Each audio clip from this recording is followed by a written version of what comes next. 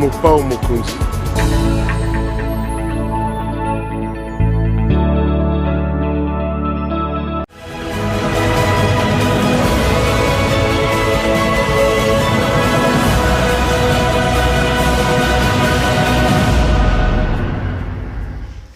Madame, Messieurs, bonjour et bienvenue à ce nouveau numéro de ce Décrit Info, ce magazine d'analyse d'actualité politique, sociale, économique, juridique et tout ce que vous voulez que nous avons lancé ici à CPL Télévision. On prend des questions importantes qui retiennent l'actualité dans cette panoplie des domaines. On les met sur la table et nous tentons de leur donner un sens, une forme, et selon nous. C'est d'ailleurs pour ça que chaque matin, quand nous commençons cette émission, nous avons l'habitude de dire que le Décrit Info, c'est tout simplement le tempo de l'actu selon notre feeling. Ça veut dire notre manière à nous de voir les choses, de les ressentir, de les exprimer, notre manière à nous de les communiquer. Et je l'ai dit que nous ne sommes pas plus savants que vous qui nous regardez. Je le rajoute encore, nous ne sommes pas plus compétents que tout le monde. Non, nous sommes en démocratie et en démocratie, chacun de nous peut exprimer ses vues. Chacun de nous peut donner son point de vue. Et dans le cadre de cette émission, nous venons tout simplement donner un avis. Notre point de vue, notre manière à nous de voir les choses sur une question donnée dans la société. Nous ne pêchons pas en le faisant parce que nous sommes des journalistes. Et ce que j'ai fait, je l'ai fait dans le cadre du métier que j'ai appris à l'école. Le journaliste, quand il veut donner son point de vue, il fait appel à un genre journalistique qu'on appelle éditorial. Et dans la peau de l'éditorialiste, le journaliste est donc autorisé à pouvoir donner son point de vue. C'est ce que je suis en train de faire dans le cadre de cette émission. Mais je l'ai dit toujours, parce que c'est des choses auxquelles je crois fermement, que ce que j'ai dit ici n'est pas du tout une parole d'évangile, les amis. Moi, je ne suis pas un prophète, je ne vous dis pas dites oui et amen à ce que j'ai dit, non. J'expose mes arguments, mes prétentions, mes avis, mes points de vue aux intempéries de vos critiques. Parce que je reste foncièrement convaincu que du choc d'idées, la lumière, alors la vraie finit toujours par jaillir. Ceux qui m'ont déjà appelé peuvent les dire. C'est vrai que maintenant, il y a une culture d'insultes et d'injures qui commence de plus en plus à s'enraciner dans la tête des Congolais, de certains Congolais, pas de nous tous. C'est vrai que les gens aujourd'hui veulent installer l'intimidation. Les gens veulent installer la culture de l'insulte comme étant une culture pouvant gouverner le débat au niveau de la société. Nous disons non. Ceux qui se sentent esquintés parce que nous disons, ceux qui ont un autre point de vue, ils nous appellent et nous on est ouverts pour discuter parce que la connaissance, parce que la science, personne ne peut dire qu'il a les monopoles de ça. Là où s'arrête votre liberté commence celle de l'autre. Et la liberté d'expression est une condition sine qua non qui doit être de stricte application dans un pays qui se veut être un pays de démocratie. Laissez-moi dire un grand merci à nos partenaires, ceux qui croient en nous. Je commencerai par la boutique La Londoloise de Madame Judith Londolé-Betoko. C'est elle qui nous habille d'ailleurs ce matin. Vous êtes un homme, vous voulez vous habiller de manière extraordinaire, de manière chic. L'habillement homme n'a qu'une seule adresse. Contactez donc notre partenaire, la boutique La Londoloise. Vous avez suivi son spot publicitaire au début de cette émission. Vous n'avez qu'à aller là-bas, prendre le numéro de téléphone que vous avez vu, passer vos commandes. Passez vos commandes, elle fera le devoir de pouvoir vous renvoyer votre colis chez vous à la maison. Chez vous à la maison. Cravate, veste, chaussures, chemise, tout ce que vous voulez de ce qui concerne l'habillement homme. Notre partenaire, la très sérieuse et valable boutique londoloise, peut donc vous servir. Vous n'avez qu'à l'appeler et à la contacter. Si vous avez des doutes, vous pouvez nous prendre comme gage. Moi, j'ai toujours dit à mes téléspectateurs que nous ne prendrons pas le risque de pouvoir vous exposer dans une aventure sans lendemain si on n'a pas pris le soin de vérifier. Nous avons pris le soin de travailler, de vérifier avec la boutique La Londoloise et sa propriétaire. On peut gager sur les sérieux. Vous envoyez, vous discutez avec lui, votre colis arrivera à bon port. Merci également à Colette Nzinga, qui nous suit depuis la Suisse avec sa fondation. Madame Colette Nzinga, qui elle aussi a une grande fondation qui vient en soutien à beaucoup de gens. Quand on a des problèmes ici à Kinshasa et qu'on a besoin d'intervention, Colette Nzinga est toujours là pour nous aider, pour accompagner. Colette Nzinga avec sa fondation, je vous tire également mon chapeau là où vous êtes. Vous avez vu le thème, les amis? Je suis venu pour qu'on parle de l'état des sièges que le président de la République a lancé dans le cadre de l'insécurité qui bat son plein dans l'Est de la République démocratique du Congo. Le président a promis effectivement de pouvoir ramener définitivement la paix dans cette partie de la République. Et l'état d'urgence doit entrer en vigueur demain jeudi. Déjà hier, le président a nommé 2 généraux comme étant des gouverneurs, parce que parmi les spécificités, les éléments qui devaient accompagner l'état d'urgence, il y avait un train de mesures. Parmi ces mesures, l'administration civile devait donc laisser la place à l'administration militaire pour aider à mener les opérations militaires au fin de permettre à ce que l'armée de la République démocratique du Congo puisse bouter hors d'état de nuire tous ces éléments réfractaires à la paix. Mais les premiers couacs et les premiers doutes commencent déjà à remonter sur la surface. Je voudrais qu'on en parle un peu dans cette émission. Mais avant ça, laissez-moi dire un mot sur cette affaire qui est beaucoup. J'ai lu beaucoup d'articles, et je cite Doujezu Beledou avec son journal, certains journalistes. Ils qualifient cette affaire d'escroquerie grandeur nature. Joël Lukima, je crois, activiste des droits de l'homme qui a été arrêté quand ils ont organisé une marche, ils appellent cette affaire une escroquerie grandeur nature. Cette affaire des rames, registre d'appels mobiles, registre d'appels, personne ne le comprend, les amis. Comment on peut être dans un pays? Un homme se réveille un matin parce qu'il est ministre, il prend des arrêtés qui ne bénéficient pas de la bénédiction du Parlement. Il commence à couper selon sa guise l'argent dans les téléphones des gens sous forme de crédit. Vous rechargez, on coupe des crédits. Vous rechargez, on coupe des crédits. Baloba, baloba te. Beaucoup de Congolais considèrent cette histoire-là. Joël qui a été arrêté hier, je l'ai encore suivi ce matin sur les antennes des radios RFI. Il parle d'une escroquerie grandeur nature. Cette histoire des rames, si c'est rames, beaucoup disent que c'est une escroquerie grandeur nature. Les ONG de défense des droits de l'homme en parlent justement. Les députés ont décidé d'interpeller Kibasa. Les amis, on est dans quel pays? On est dans quel pays où quelqu'un peut se réveiller un matin parce qu'il est ministre, il décide comme ça de lui-même de lancer une opération de taxation. À un moment donné, ceux qui nous gouvernent doivent savoir que la gouvernance démocratique, qu'en démocratie, le pouvoir, la gouvernance est assis sur un principe majeur qui est la redevabilité. Les gens qui arrivent au pouvoir doivent comprendre qu'ils sont redevables au peuple qu'ils dirigent. Nous vous donnons la gestion de la cité pour que vous la dirigez en notre nom et pour notre bien. Et n'oubliez pas que ce qui est fait pour nous sans nous est contre nous. Excusez-moi. Le ministre ne peut pas se réveiller sans aucune opération de communication, sans information. Comme si les gens étaient des bêtes, on se réveille un matin, on commence à couper les jambes.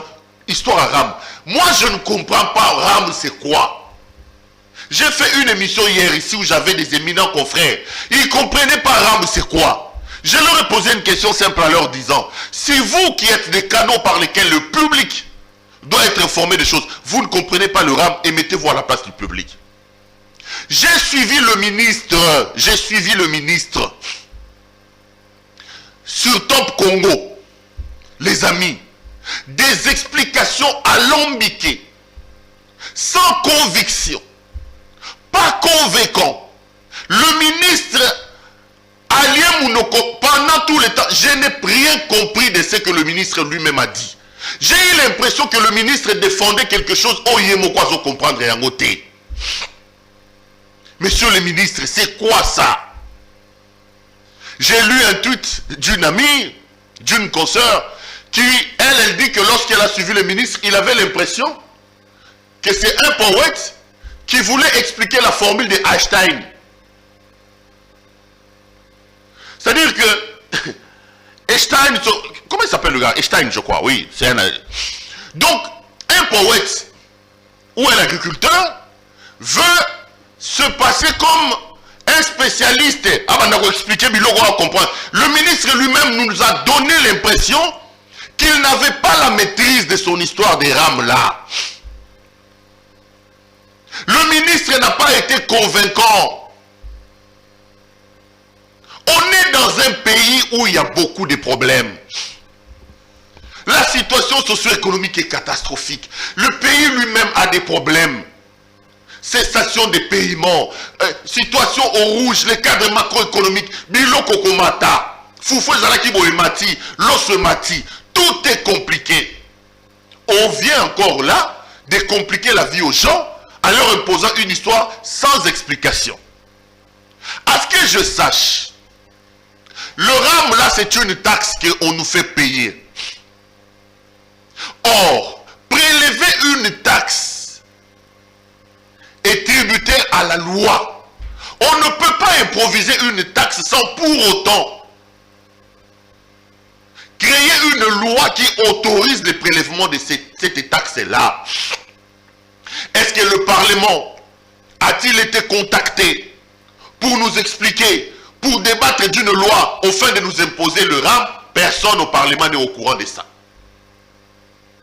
Quand on prélève des taxes et des impôts, c'est pour le compte du trésor public. Il y a un compte qui doit recevoir les taxes et les impôts pour, en faveur du compte du trésor public. Monsieur le ministre, vous prélevez de l'argent, vous avez instruit le service de téléphonie mobile de prendre de l'argent. Où est-ce que vous logez cet argent-là? Les services mobiles sont-ils devenus des trésors publics? Tout est compliqué. On n'explique pas aux gens. On n'explique pas aux gens. On vient nous imposer une taxe gratuitement comme ça. On vient nous imposer ça. Sans une opération de communication, sans aucune explication. Quelqu'un, parce qu'il est ministre, il se réveille, il prend une décision, on commence à nous couper l'argent dans nos téléphones. Et ça complique la communauté. Non, non, non. Quand on va dire, la parade est simple, ce sont des corrompus. Ils ont été payés. Faisons les choses selon les règles de l'art. J'ai suivi l'ODEP. Le ministre dit, cette taxe-là va rapporter à peu près 48 millions de dollars. Ou pas les ministres, ou je ne sais pas, ce sont ces services. Parce que j'ai suivi ce matin un reportage sur RFI avec Pascal Moulegoua qui relayait ça. 48 millions. Mais l'ODEP intervient à travers la République. Les abonnés au service de télécommunications sont estimés à 38 millions. 38 millions à peu près de Congolais utilisent les services mobiles. Ce n'est pas moi, c'est l'ODEP. Cité dans un reportage diffusé ce matin sur RFI. Quand vous prenez 38 millions, vous multipliez x 7, ça fait combien?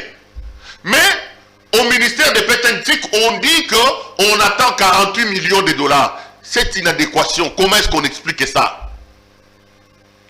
Au ministère des Pétentique, on nous dit cet argent-là récolté servira notamment à mettre des Wi-Fi dans les universités, dans certaines places publiques. Mais messieurs, nous sommes quand même un pays régi par des lois. Est-ce que quand vous lisez la loi des finances, y a-t-il une rubrique plutôt, prévue pour la fameuse taxe-là? Est-ce que ce que le ministre veut faire, parce qu'au Pétentique on dit oui, ça va aussi aider à réaliser certains projets dans le cadre du projet numérique. Mais c'est écrit où? C'est écrit où? C'est répertorié dans quelle loi des finances? Une improvisation comme ça là. Arrêtez un peu ça.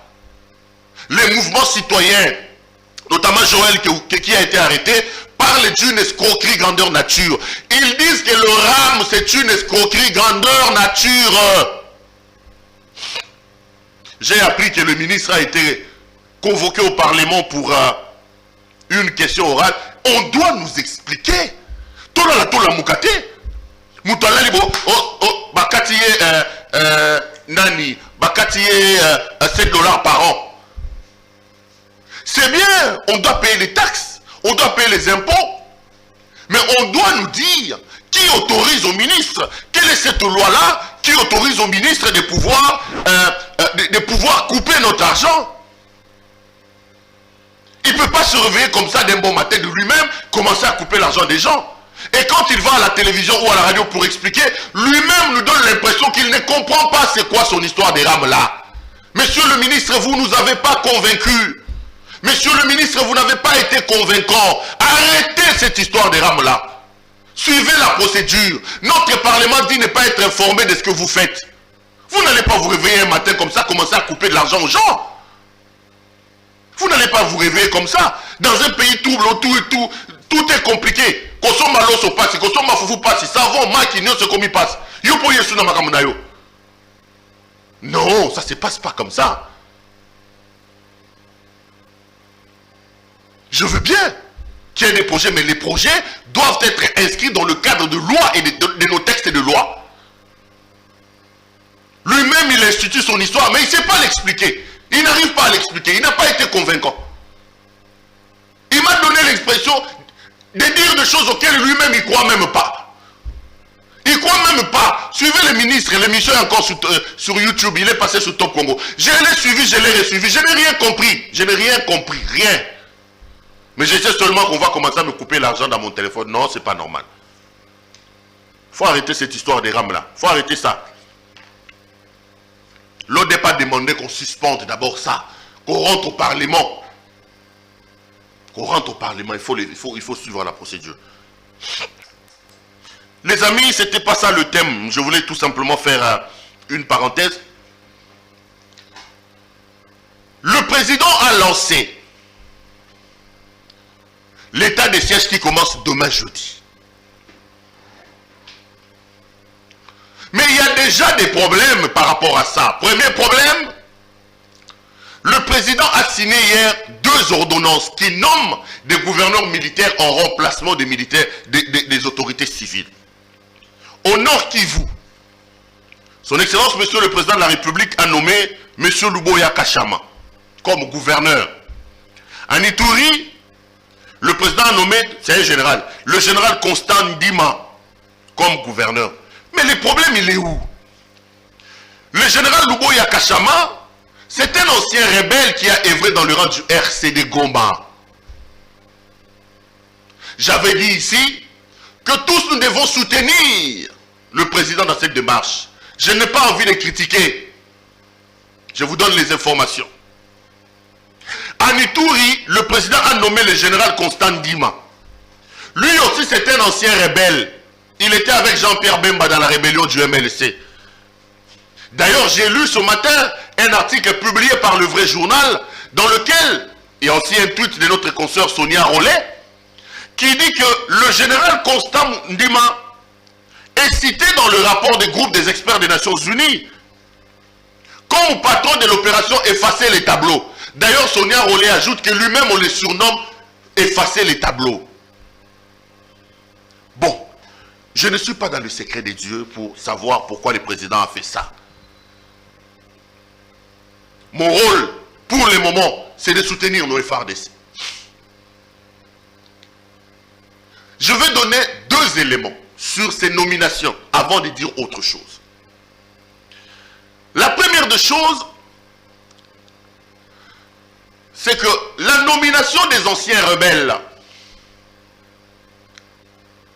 peut être bénéfique. Pourquoi?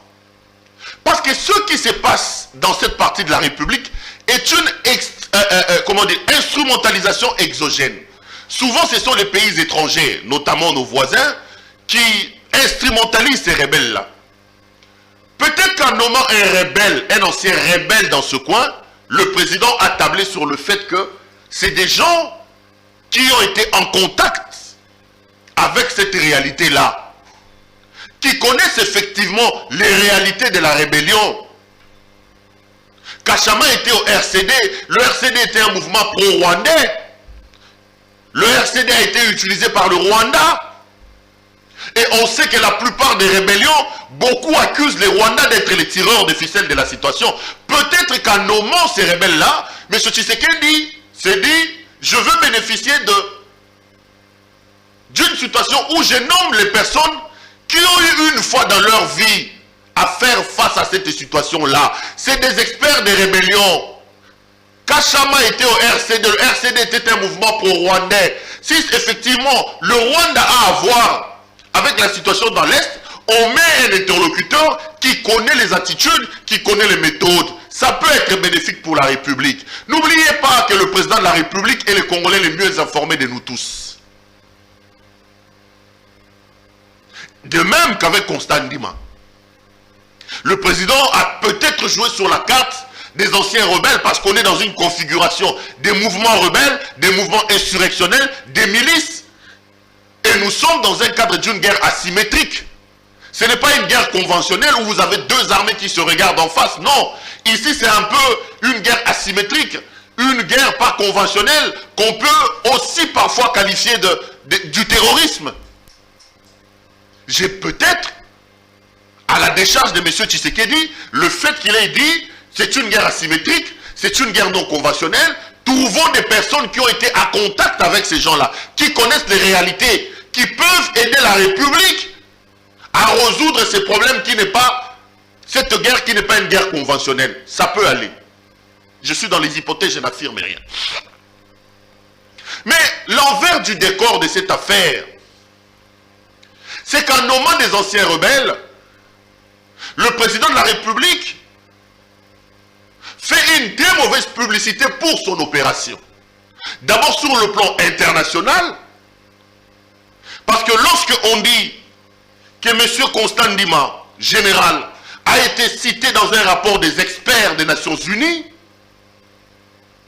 le fait de le nommer gouverneur noircit un peu l'opération. Ce qui fait que les partenaires extérieurs seront mal à l'aise de l'avoir comme interlocuteur, seront mal à l'aise de pouvoir apporter leur appui à une affaire comme ça, dès lors que celui qui est nommé comme gouverneur, sur lui pèsent certains soupçons.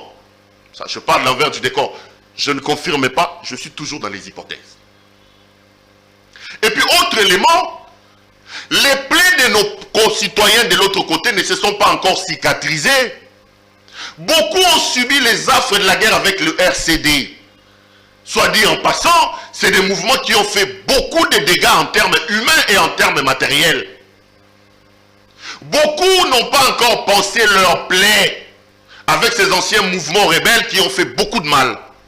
Leur imposer aujourd'hui des autorités militaires mais qui font le travail des civils en puisant dans les groupes qui autrefois avaient fait du mal, j'ai l'impression que la population aussi risque de mal percevoir ça. Je suis dans les hypothèses. Je prends la thèse, je prends l'antithèse. Peut-être qu'on trouvera l'équilibre à la décharge du président de la République. Le fait que c'est une guerre asymétrique, ce n'est pas une guerre conventionnelle, c'est une milice, c'est des gens qui viennent, qui font des dégâts et qui partent. On n'est pas dans une guerre conventionnelle où deux armées s'affrontent. Le président peut avoir joué sur le fait des connaisseurs, des gens, des anciens rebelles qui ont travaillé et qui connaissent le terrain, qui connaissent ces modes opératoires-là, ces modes de guerre-là. Ça peut aider la République à gagner. Mais l'envers du décor de cette hypothèse-là, c'est le fait de la mauvaise publicité.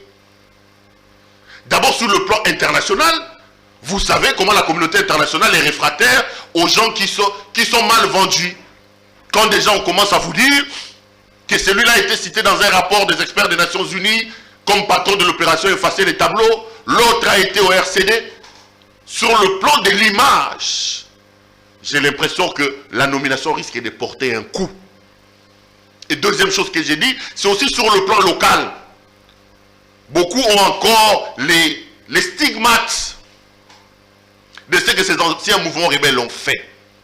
Mais qu'à cela ne tienne, les amis, à l'heure actuelle, je vous ai dit, tous derrière nos FARDC, Monsieur le Président de la République, je ne suis pas en train de philosopher. Je prends les hypothèses des uns et des autres. vous avez mon soutien, Monsieur le Président. Chers Congolais, faisons confiance à Monsieur Tshisekedi. L'état de siège, c'est 30 jours. C'est lui qui est le commandant suprême des FARDC.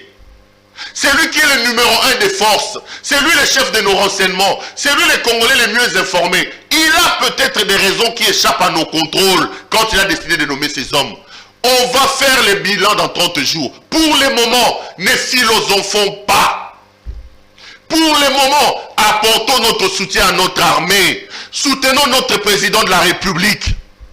Monsieur le président de la République, vous avez mon soutien.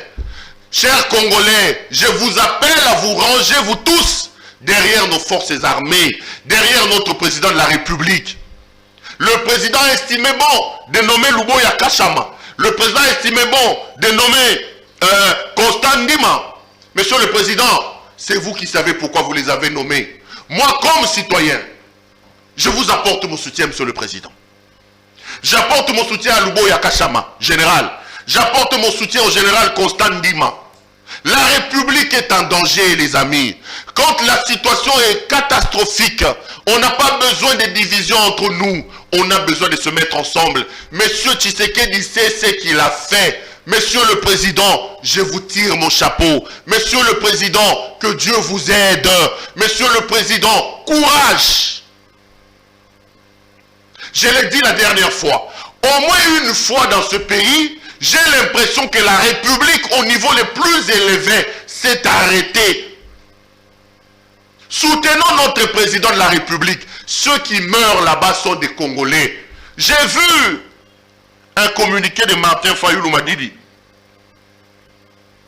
signé avec Adolphe Mozito. Je viens de dépasser la 30 minutes, je crois, là. Il faut que je m'arrête. En clair, ils sont dubitatifs, Monsieur Fayoulou, Monsieur Mozito, il y a des choses pour lesquelles nous devons mettre nos égos de côté. Nous devons mettre nos égos de côté. Il y a des choses pour lesquelles on doit oublier qu'on est de la Mouka. On doit oublier qu'on est de l'AFDC, du PPRD. Les gens sont en train de mourir. Arrêtez un peu vos communiqués là. Monsieur Fayoulou, on sait que vous avez dit que c'est vous qui êtes le président légitimement élu. On vous l'accorde. On sait que vous avez dit que vous avez eu 60% à l'élection. On vous l'accorde, monsieur le président légitimement élu. Monsieur le président ayant obtenu 60%. On sait que vous avez dit que vous n'êtes pas dans l'opposition. Vous êtes dans la résistance pour récupérer l'impérium. On vous accorde. Mais arrêtez un peu de divergences autour de questions qui engagent la vie de la nation. Qui engage la vie de la nation? Arrêtons de diverger même pour des choses qui engagent la vie des gens. Pour une fois, montrons-nous responsables. Montrons-nous unis. Je ne suis pas d'accord avec Martin Fayoulou. Je ne suis pas d'accord avec Mouzito. Nous devons, quand la situation nous l'impose, nous afficher en nation. La situation va mal. Le Congo va mal. Vous connaissez mes positions sur M. Tshisekedi. Il y a beaucoup de choses sur lesquelles je ne crois pas en lui. Il y a beaucoup de choses sur lesquelles je pense qu'il aurait mieux fait en faisant autre chose. J'ai beaucoup de choses que je lui reproche. Mais pas ici. Ici, nous avons besoin de l'unité. Ici, monsieur le président, vous avez mon soutien. Arrêtons nos divergences. Le pays est en guerre. L'Est de la République est en miettes. On n'a pas besoin de divergences, de la Mouka ici. Fayoulou a fait sa marche ici, moi je l'ai soutenu. Parce que j'ai estimé qu'à un moment donné, il va falloir que nos petits égos là, nos divergences s'arrêtent quand la nation, la patrie est en danger. Je parle de quoi j'ai donné mes avis sur la nomination. Mais le président sait pourquoi il l'a fait. 30 jours, c'est pas beaucoup. 30 jours. Accordons-lui les bénéfices des doutes. Aidons-le à réussir la mission.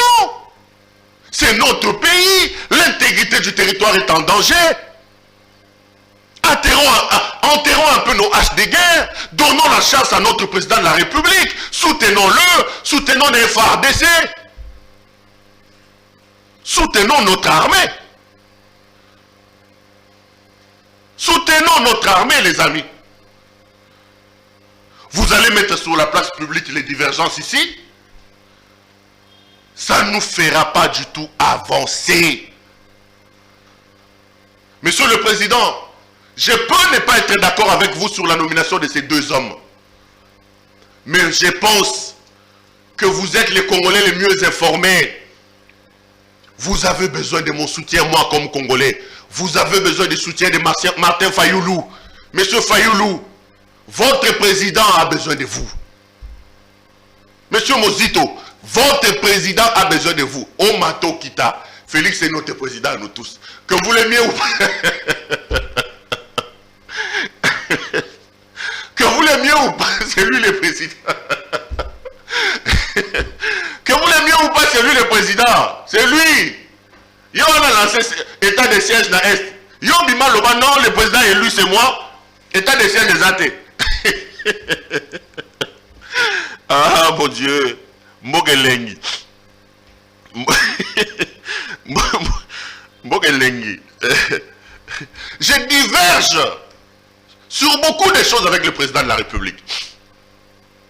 Je diverge. Je ne suis pas d'accord avec lui sur l'Est, mais pas sur l'Est. Pas sur l'Est. Adolphe Mozito, votre président, Félix Tshisekedi Tshilombo, Monsieur Martin Fayoulou, votre président, Félix Tshisekedi Tshilombo, a lancé l'état de siège, a dit que le pays va mal. Monsieur Bemba, votre président de la République, Monsieur Katumbi, votre président de la République, Félix Tshisekedi. Monsieur Bahati Lukwebo, votre président de la République, Félix Tshisekedi Tshilombo, notre président. Qu'on l'aime ou qu'on l'aime pas, c'est ça la vérité. C'est ça. C'est ça la vérité. Notre président de la République a lancé l'état de siège. Il nous a demandé de soutenir nos forces armées. Monsieur le Président, nous sommes rangés derrière vous. Nous sommes rangés derrière nos troupes. Nous sommes rangés derrière nos vaillants FARDC. La patrie est en danger. La patrie souffre. Ici, il n'y a plus de journalistes. Ce n'est pas les journalistes qui parlent ici. C'est les Congolais qui parlent. Il n'y aura plus de journalistes ici. Il n'y a plus de Lamouka. Il n'y a plus de médecins. C'est des Congolais, le cœur du Congo. C'est le Congolais qui parle. Pour une fois, taisons nos armes. Soutenons le président de la République. Il a nommé ses anciens rebelles. Lui, il sait. Dans 30 jours, on va évaluer. 30 jours. 30 jours. Sur quel jour on a parlement? On va évaluer. On va évaluer. Pourquoi on est pressé? Pourquoi les gens sont pressés? Ici, j'ai soutenu au départ l'union sacrée. J'avais dit au président, faites l'union sacrée. Monsieur le président, débarrassez-vous de Kabila. Tous les jours, je le disais ici. Mais je disais aussi au président, quand Kabila sera parti, je serai impitoyable avec vous. Intraitable. Parce que vous êtes le fils de Tchétché Tshisekedi. Quand Kabila est parti, l'union sacrée a été créée, que j'estimais que l'union sacrée ne représentait plus que moi j'ai pensé. Tous les jours, j'ai dit ici que je ne crois plus à l'union sacrée. Pourquoi on n'accorderait pas le même bénéfice des doutes à son excellence, monsieur le président de la République? 30 jours seulement, vous commencez à pondre les communiqués. 30 jours seulement, vous pressez déjà. Vous... Non, non, non, non, non, non, non. Laissons le président tranquille. Soutenons notre pays. Soutenons notre président de la République. Monsieur le président, que Dieu vous guide. Que Dieu vous donne la sagesse et l'intelligence. Le Congo a besoin de vous. Dans ce combat de la guerre contre l'impunité, contre l'insécurité dans l'Est, le Congo a besoin de vous, monsieur Félix Tshisekedi. Vous avez mon soutien, monsieur le président. Que Dieu vous éclaire. Que les opérations que vous avez lancées réussissent. Je suis heureux de constater que dans ce pays, pour une fois, la République s'est arrêtée au niveau le plus élevé pour se concentrer dans l'Est. Ce sont des couacs, mais vous seuls, vous avez les vraies informations. On va évaluer dans 30 jours. Si c'est bon, je reviendrai ici pour applaudir. Si c'est pas bon, je vais encore revenir ici pour dire, le président a lancé les opérations et ça n'a pas marché. Comme les esprits faibles, ils vont dire, on m'a acheté. Maintenant que je soutiens ici, là, personne ne m'a acheté. Maintenant que j'alerte l'opinion, j'appelle les gens, soutenons notre président. C'est le seul que nous avons comme président de la République. Là, personne ne m'a acheté. Personne ne m'a donné l'argent. Quand demain je reviendrai pour dire autre chose, c'est là qu'on comprendra qu'on m'a acheté. Non. Arrêtons un peu nos divergences. Le pays est malade, le pays est en guerre. Quand il y a la guerre, tout le monde s'aligne derrière les forces armées. Messieurs les généraux, messieurs les officiers supérieurs, messieurs les officiers subalternes, messieurs les hommes des troupes des FARDC, de la police nationale, le Congo a besoin de vous. Nous sommes derrière vous. Libérez nos compatriotes de cette souffrance-là. Et la patrie vous sera reconnaissante. Madame, Messieurs, voici ce que j'avais à vous dire aujourd'hui. J'ai été heureux de vous présenter cette émission. Portez-vous bien et restez branchés sur nos programmes. À demain.